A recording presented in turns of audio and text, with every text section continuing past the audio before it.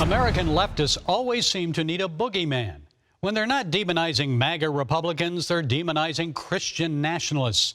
So what is a Christian nationalist? Culture and religion analyst Alex McFarland of Alex McFarland Ministries is here to set us straight. He's co-author of the book, 100 Bible Questions and Answers, Inspiring Truths, Historical Facts, and Practical Insights. Alex, it's always good to talk with you. So you say leftists and tyrants always seem to use an othering technique to single out and persecute, destroy their adversaries. So how is the left rebranding, redefining the term Christian nationalist? Well, Gary, thanks for having me on. It's always a privilege. And yes, cultural Marxists and those that want to change America farther and farther away from our moral principles, and really ultimately their ultimate goal is the overthrow of the U.S. Constitution and the loss of all of our liberties. One of their techniques is to marginalize and demonize those of us that care about God and country.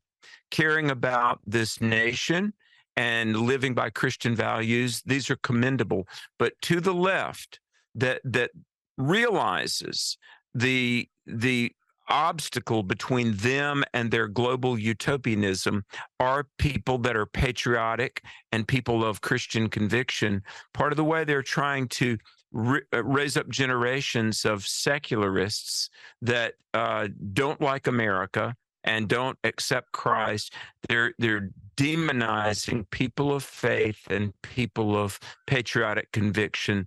And the term Christian nationalism really should be a compliment because, number one, we believe in the Lord Jesus Christ. Number two, we care about this country. But it's a slam by the left. It's a pejorative term to try to mean some wide-eyed, crazed, zealot.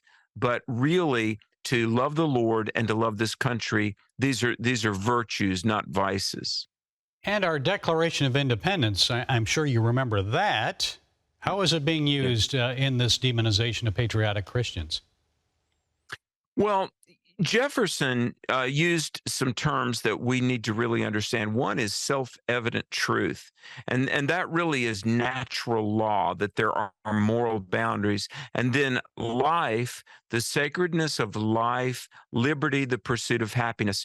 These really, the legal term is the word penumbra, a grouping of natural rights, not special rights, not manufactured, contrived rights, but a penumbra of natural rights. But it's been parlayed to mean militant autonomy.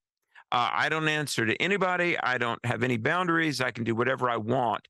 And honestly, the way that the left and the cultural Marxists have perverted, they've either tried to obstruct an understanding of our country or pervert it so that they can create lawlessness, like during the riots of Black Lives Matter, the homeless crises in Democrat-led cities, the open borders. Obviously, Alex, there are some conservative Christians who do hold extreme views. How do they twist the Bible and Christianity to fit an anti-government agenda?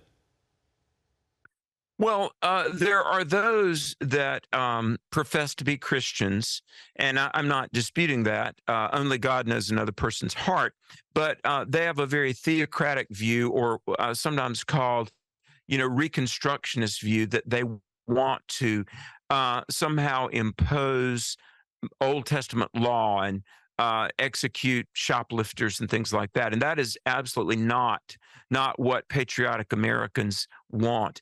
What we want is what the founders envisioned and what for 2 centuries plus made us the greatest nation in the world, and that's a representative constitutional republic, a principled republic based on belief in natural law, the moral awareness that is written on the heart of all people, but it's also written in the 10 Commandments in Exodus chapter 20.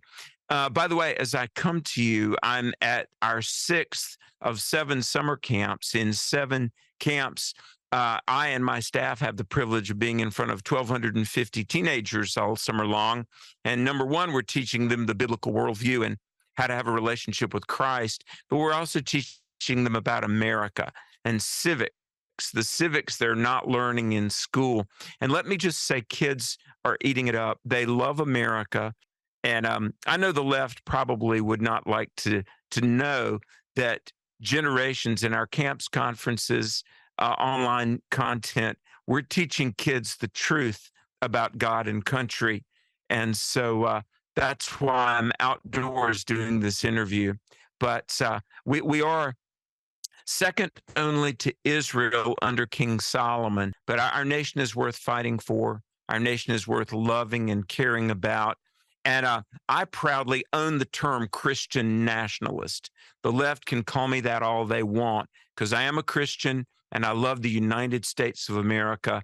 And bad news, wokies, millions and millions of others love America too. And we're going to do what we can to be stewards of this blessed nation. And you're doing it with the young people there. Good to hear. That's a positive. Okay, Alex McFarland. Thank you, Alex, for setting us straight. Good to hear from you again. God bless you.